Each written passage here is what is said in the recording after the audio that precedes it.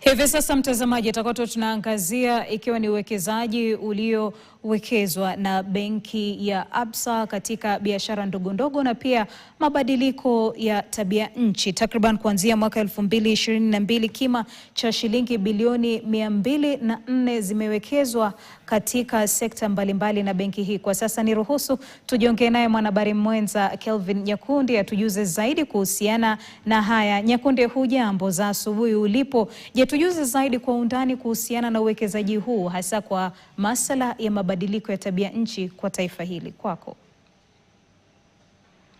Hello there and welcome. We are coming to you live from Strathmore University right here in Nairobi, where Absa Bank is releasing their 2025 Sustainability and Climate Report, 2025 rather. And joining us is the interim MD and CEO Absa Bank Kenya, Yusuf Omari, and we're just going to be talking to him about what this means when it comes to banking even going forward. Thank you so much for joining us. Thank you. Thank you, and very glad to be here, and happy that you've been able to join us on this moment when we launch our 2025 Sustainability Report. Right, so when you look at what has happened today, I mean in the 2025 Sustainability Report, what does this mean for the banking industry going forward, even as you've been able to now come in as the interim MD and CEO? Yeah. The biggest role we play, if we think about banks, is providing capital. It's the funding that we give to, to our clients, could be private, could be also in the public sector. And so while we play sustainability in the first instance in the bank, but then the greater impact comes in terms of how we channel these funds. Today, we were able to show that we've channeled about 204 billion shillings to within our portfolio to sustainability financing. In there, you can be able to appreciate we are touching different areas of climate financing. We are touching on the side of social. We are looking on the side of environmental. And so the impact of that then is propelled, not just within the bank, but then to the society, to the economy that we operate. And that's the role that banks are able to play when we look at sustainability. Now, when you look at climate financing, especially for MSMEs that are coming in, because at large, MSMEs usually complain about financing. How will this now change going forward?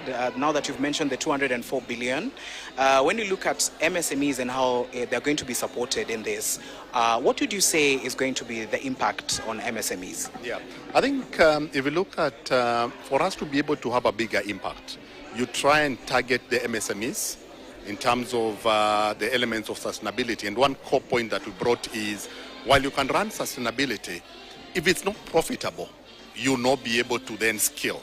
And that's where the MSMEs come in. Because we've seen opportunities, we've given commitment. So if you look at use of renewable energy, solarization becomes a big opportunity, where now we're starting to find so many players coming in. We've managed to go to different funders, including DFIs, where we're able to get financing at a better rate, which then we can be able to extend to these MSMEs.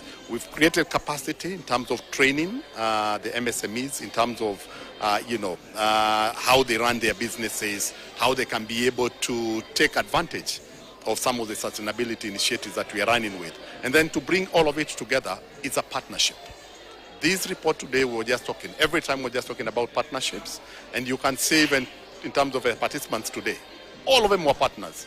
And you could see we are making one presentation, a partner comes in and plays another role and says, this is how we then bring the whole value chain together. So MSMEs, glad. We are seeing the impact even in terms of our financials, and really I would encourage them to really leverage on this opportunity, because we've known and we now can see it, that sustainability, when done well, is actually profitable. Right. So the 204 billion, from your standpoint, how do you measure if it's creating jobs, if it's really doing the work that it's supposed to do in terms of even growing investments and all of these things? Yeah. So every time we extend this facility, we are collecting a lot of data. Now we have the necessary tools in the bank because of the emphasis on sustainability. We are now pushing to make sure that everything we are doing, we are able to measure that. We are collecting data. we are in touch with, our partners on a continuous basis to make sure that this data is recorded. And because of our commitment to the 13 that I mentioned today, it's then easy for us to be able to reconcile that and bring it back in terms of, what did we say, by when, and what achievements have we been able to do. And now, even as we edge to a close, maybe the second last question, your next strategy aims to keep, sustainable finance at least 30%, and of lending, that is. And which sectors do you expect will drive the growth over the next maybe 3 or 5 years? Yeah. So I'm glad, number one, to just say we have closing a very momentous period. The strategic period of 2021 all the way to 2025. We came with 13 commitments. We've been able to close on all of that. Now we are going to the next cycle, 5 years strategic period on sustainability. And we've come up with 4 pillars. So in there, then you can be able to see the areas, for example, on environmental, this still continues. And so if you're in a sector where you're looking at energy, renewable energy, that will do very well. There's no doubt about it. Today we sat here, most of the presenters, including partners like, for example, Safaricom, they're solarizing all their key sites, and it's more sustainable, it's more assuring, and through that, of course, then we are going towards our carbon emission targets. So for me, that sector must be one that we look at. The other one is agric, and we're talking about smart agriculture. So making sure that we're not just relying on, the rains. We've seen places where, you don't get rain throughout the year or in very, in very low amounts. But then because of embracing irrigation, we can see they are doing very well. So that will be another focus area. And as the PS mentioned today, they want to look for partners. And we've raised our hand and we say we can be able to partner together in that area. The other one is on the side of construction.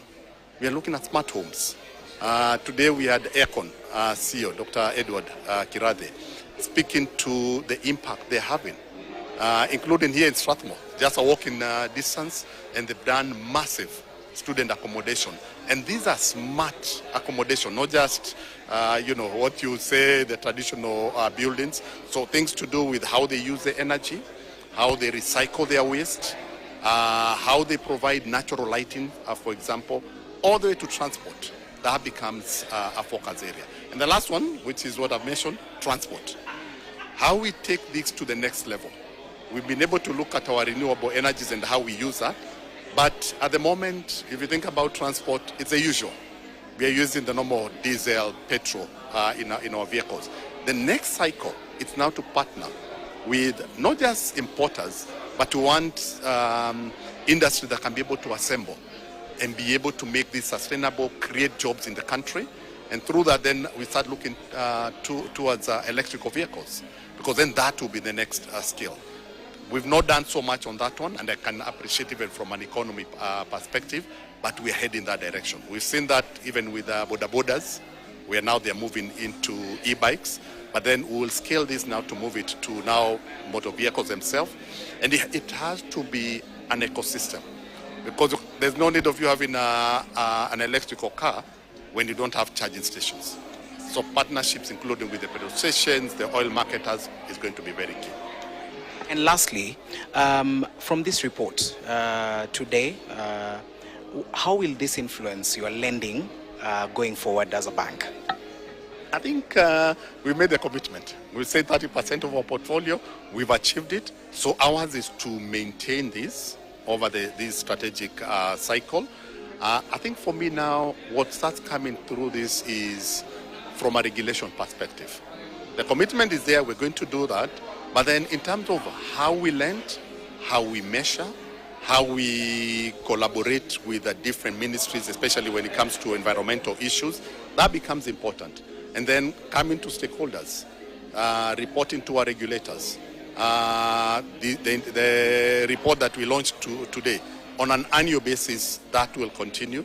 And then the last point I'll put here is we move from, there's an element of complying on the reporting, but then getting independent assurance.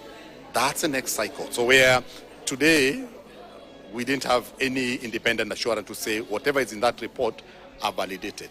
The next report that we'll be doing, we will have that. And it just gives you credence to the different stakeholders that what is in that report has been validated, and it is what it is in the report. Yeah. Thank you so much, sir, for joining us. All right, that's it from us, and back to you in studio. Asante sana Nyekundi kwa